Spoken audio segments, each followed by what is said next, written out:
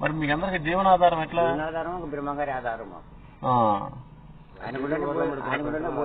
బ్రహ్మంగారు ఏం చేస్తాడు మీకు?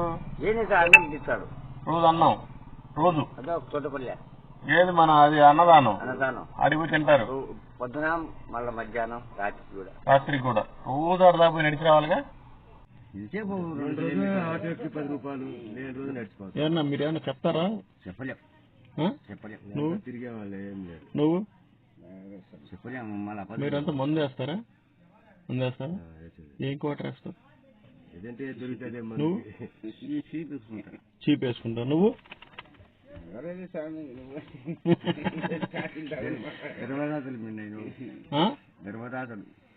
మీరు ఏం నిజాలు చెప్తే నేను చెప్తా. రోజు ఎన్నిసార్లు అవుతారు? ఒకసారి ఒక పారి కూడా ఉండదు, లేకపోతే ఊరికి